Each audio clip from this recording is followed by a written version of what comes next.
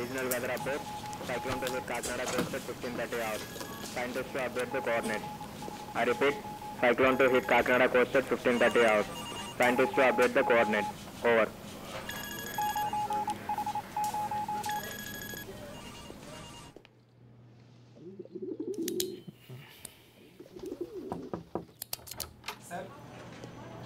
Krishna coming. Sir, cyclone coordinates update చేశాను. ఈరోజు భారీ వర్షం పడే అవకాశం ఉంది. మీరు ఒకసారి రిపోర్ట్ చెక్ చేయండి. ఇక్కడ పెట్టి వెళ్ళు, తర్వాత చూస్తా. ఏమైంది సార్, ఏం ఆలోచిస్తున్నారు?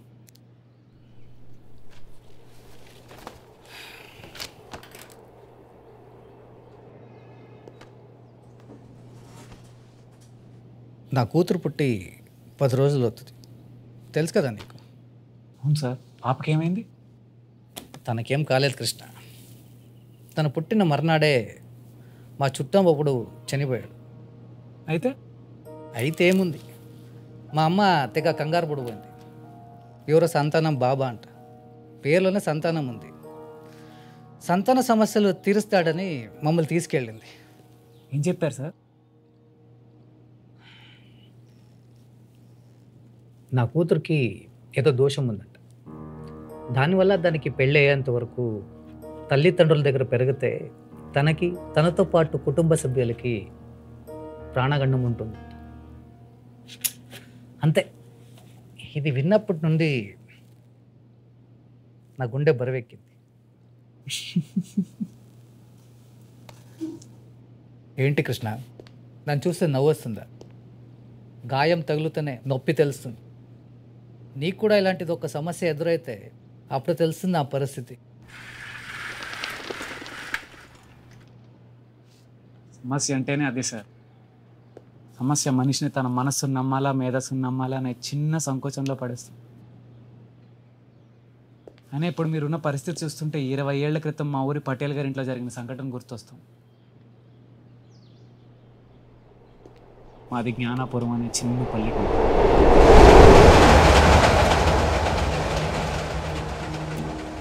అక్కడ వ్యవసాయమే జీవనాధారం. కానీ ఆధారమే నిరాధారమై కరువు కమ్మేసింది. వాన లేక భూమి జీవం కోల్పోతే, పంట లేక జనం జీవితాలు కోల్పోయారు.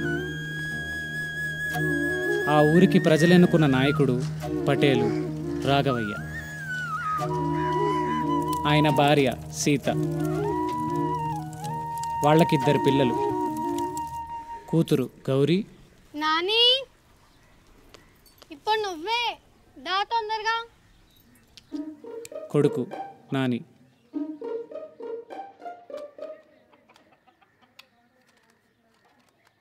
ఒరే నాని, ఒరే నాని.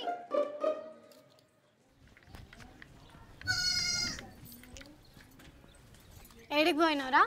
అక్క, నేను పెద్దనాక పెద్ద మెకానిక్ నవ్వుతా. ఏడ్చాలే బై.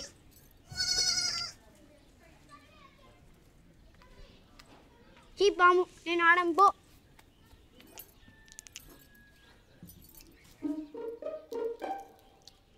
అయ్యో, నన్ను కూడా పాము కాటేసిందిరా.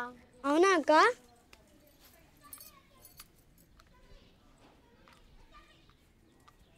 అక్క, అందరూ ఊరిని కరువు కాటేసింది అంటారు కదా, కరువు అంటే ఏంటక్క? పామా?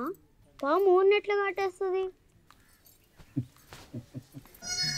కరువు అంటే పాము కాదు బిడ్డ, అంతకన్నా భయంకరమైంది. పాము కాటేస్తే ఒక్కరే పోతారు, అదే కరువు కాటేస్తే ఊరంతా నాశనం అవుతుంది. రాఘవయ్య గారు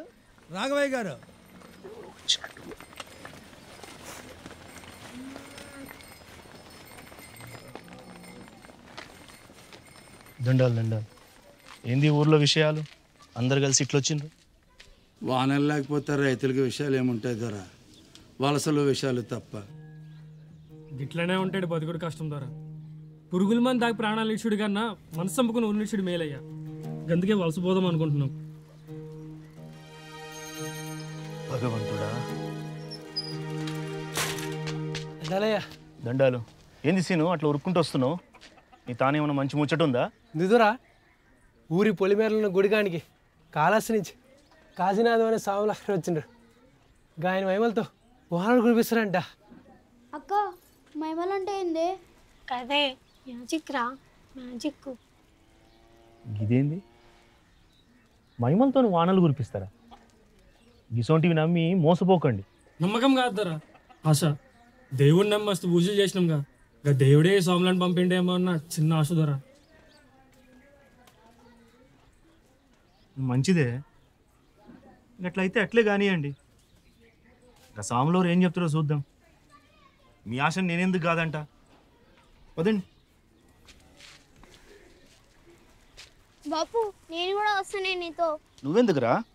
గా స్వామి దగ్గర మహిమలు ఉంటాయంట కదా, నా ఇరిపోయిన బొమ్మల్ని అతికించుకుంటా. సరే పద.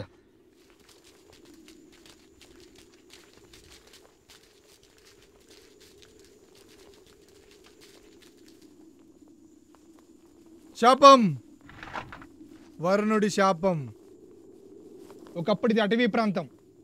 మీ పూర్వీకులు వ్యవసాయం కోసం ఇక్కడ అడవుల్ని నరికేశారు. దాంతో వరుణదేవుని కోపం వచ్చి మిమ్మల్ని శపించాడు. అందుకే మీకు ఈ కరువు. అయితే ఈ కరువు పోనీకి మీ దగ్గర ఏమైనా పరిష్కారం ఉందా స్వామి? పరిష్కారం ఉంది, కానీ మీరంతా చాలా నిష్టగా చేయాలి.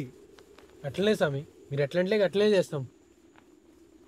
రేపటి నుంచి మొదలయ్యే ఆషాఢ మాసంలో మీ ఊరి నడి మధ్యన ఒక తులసి మొక్కను నాటి దానిని క్రమం తప్పకుండా వరుసగా 4 రోజుల పాటు మేషరాశిలో జన్మించిన ఒక కన్నెపిల్ల రక్తంతో తడపాలి.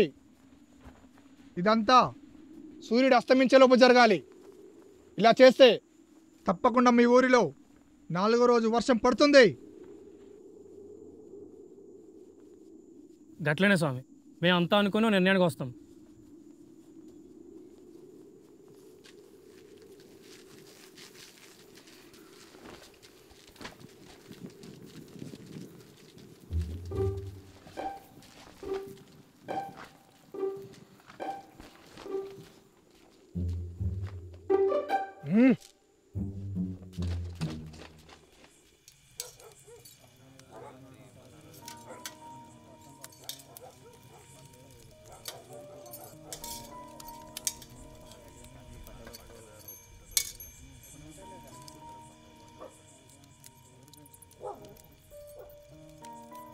అందరూ ఏం నిర్ణయించుకున్నారు?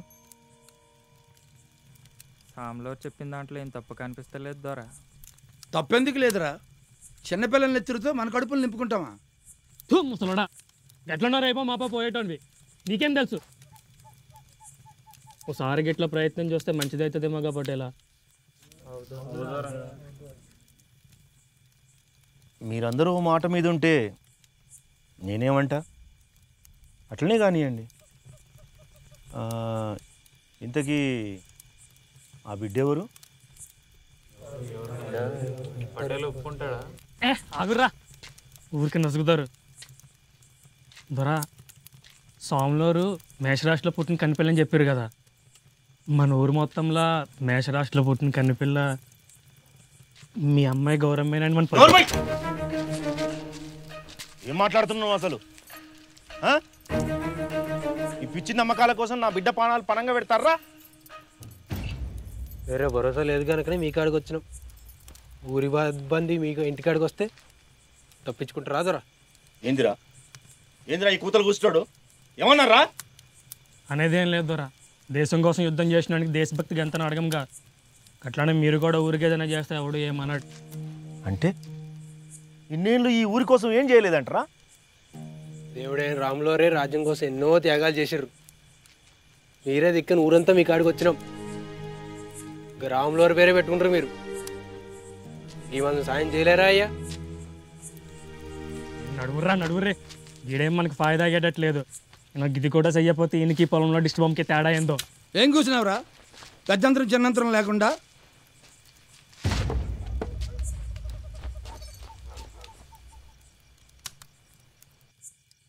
అయితే ఈ పనితోనే నా పెద్దరికం నిలబడుతుందంటే, ఈ పనితోనే ఊరి మీద నా బాధ్యత రుజువవుతుందంటే అట్లనే కానివ్వండి.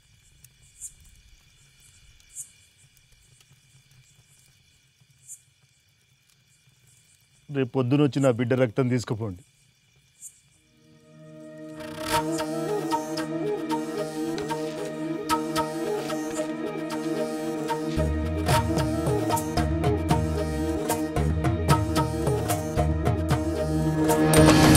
వాడ ఒక్కటయ్యి జనమంతా ఏకమయ్యి వాన కొరకు మొక్క ఒకటి నాటగా పసిబాలిక రక్తాన్ని పైరు ఎరువులాగా మార్చి దేవుడు అక్కనెత్తురే అడిగిండురా. గదేంది అడిగిన దూరాలు కదా, దేవుడు కాదు కదా. పాలుగారే పసిదాన్ని చూస్తున్నా సంఘమా, రక్తంతో చిందించి బాధించుట న్యాయమా? ఒంటిలోని రక్తంతో వాన కురిసేటట్లయితే వానదేవుడెట్లు దైవమగునురా. అలుముకున్న చీకటిలో అలమటించే జనమంతా అబలను బాధించుటే ధర్మమా?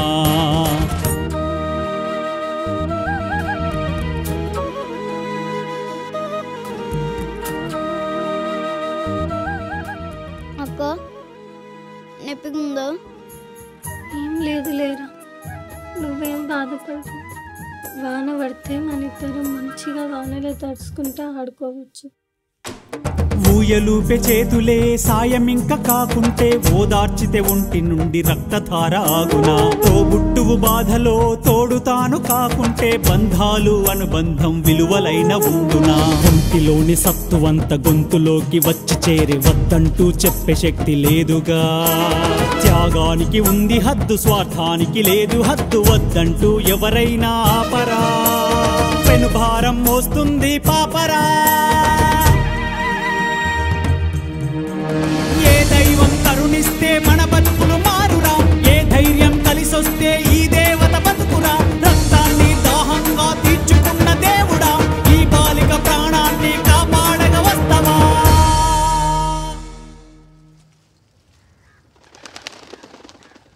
పటేల్ గారు, మీ అమ్మాయి పరిస్థితి చాలా దారుణంగా ఉంది. ఎంత పసిపిల్ల ఒంట్లో నుంచి ఎట్లా పడితే అట్లా నెత్తురు తీస్తారా? ఇంకొక్క చుక్క నెత్తురు తీసినా మీ బిడ్డ మీకు దక్కదు. నేను కూడా ఏం చేయలేను. జాగ్రత్త.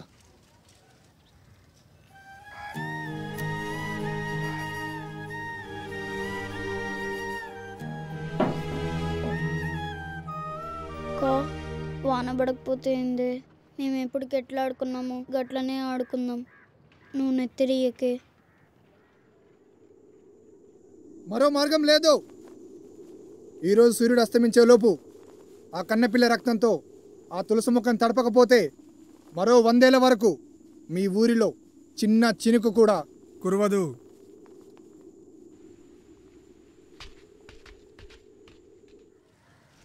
రాఘవయ్య గారు, రాఘవయ్య గారు,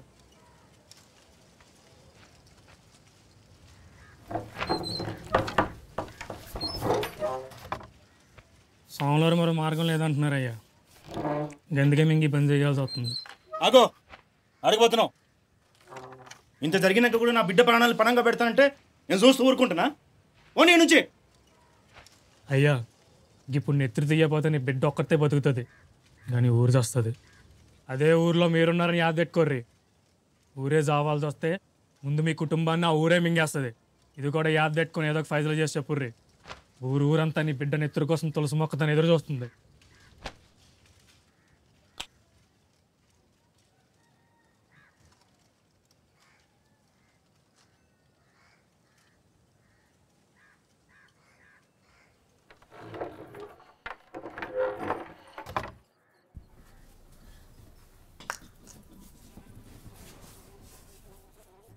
అమ్మా, నన్ను నాకు నెత్తు తీయొద్దని చెప్పమ్మా. ఏవయ్యా, కొంచెం ఆలోచించయ్యా. పసి బిడ్డ అయ్యా, మన బిడ్డ.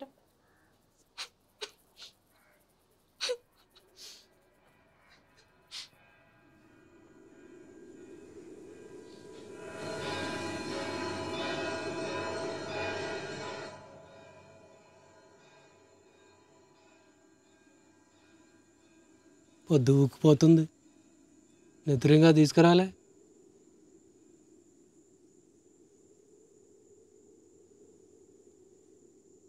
నెత్తురైతే రాకపోని రాఘవ ఎంత చొత్త ఇయ్యాలా?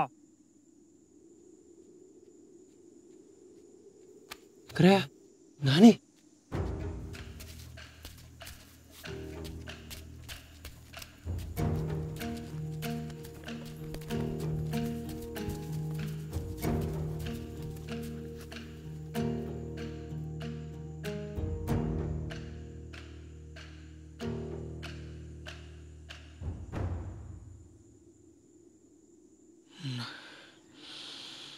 4 దినాలు అయిపోయినాయి.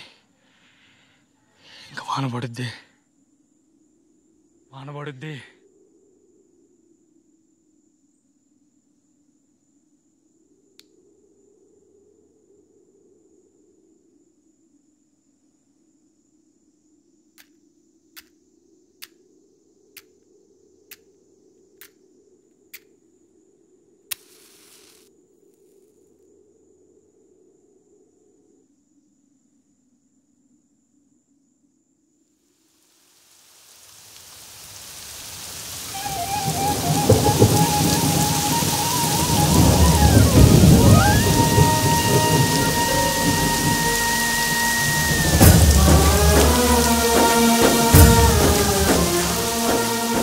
ఇంకొక చుక్క నెత్తురు తీసినా మీ బిడ్డ మీకు దక్కదు. ఇప్పుడు నెత్తురు తీయబోతే నీ బిడ్డ ఒక్కతే బతుకుతుంది, కానీ ఊరు వస్తుంది. ఆ గౌరమ్మ చేసిన త్యాగానికి వాన కురిసింది, మన ఊరు మళ్ళా పుట్టింది. ఆ త్యాగానికి గుర్తుగా ఇవాళ నుండి మన జ్ఞానాపురాన్ని గౌరీపురంగా పిలుద్దాం. గౌరీపురం, గౌరీపురం, గౌరీపురం, గౌరీపురం, గౌరీపురం.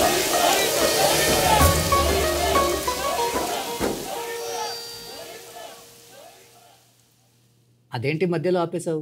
ఇంతకీ గౌరీకి ఏమైంది? తర్వాత ప్రజలు ఏం చేశారు? గౌరీకి ఏం కాలేదు సార్, తను బాగానే ఉంది. తను ఇప్పుడు గవర్నమెంట్ కాలేజ్లో టీచర్గా పనిచేస్తాను. కానీ కృష్ణ, ఆ రోజు వర్షం పడింది కదా. అందుకే సార్ కాశీనాథం ఆ రోజు బ్రతికిపోయాడు. అదేంటి? ఆ రోజు గౌరీ తమ్ముడు అంటే నాని తీసుకొచ్చింది గౌరీ రక్తం కాదు సార్, అది ఒక మేక రక్తం. వాట్?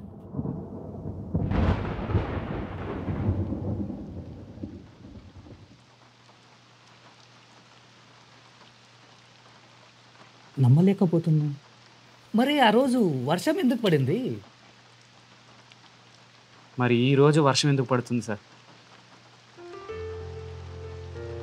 ఇందాకే అన్నా కదా సార్, సమస్య మనిషిని తన మనస్సును నమ్మాలా మేధస్సును నమ్మాలా అనే చిన్న సంకోచంలో పడేస్తుంది.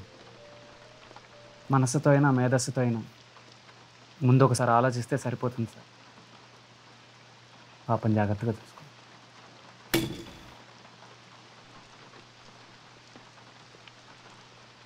కృష్ణ, అసలు ఇదంతా నీకెలా తెలుసు? ఇది నాకు మాత్రమే తెలుసు సార్.